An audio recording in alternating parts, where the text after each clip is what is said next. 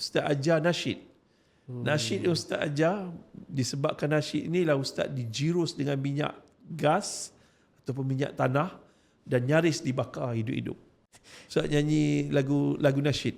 Sepohon kayu daunnya rimbun, lebat bunganya serta buahnya, walaupun hidup 1000 tahun, kalau tak sembahyang apa gunanya.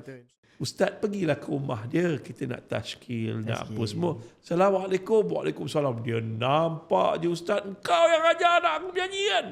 Dia ikat, dia jirus minyak gas, Habis diikat, dia nak bakar. diikat Ustaz, kira dapat tangkap Ustaz lah. Dapat. Diikat ibu Ustaz kat mana? Cara dia salam tu, dia salam. Dia salam, dia dah grip. Dia salam, dia dah grip, lepas tu dia ikat. Bakar. Saya pun sebab Amir Sab dah lari. Amir Sab dah lari. So Amir Sab dah lari, nak buat macam mana? Dia jirus dia minyak gas, dia nak bakar, ugut lah.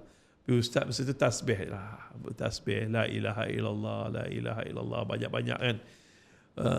Alhamdulillah, dia tak jadi bakar. Pasal apa dia tak jadi bakar? Orang kampung datang.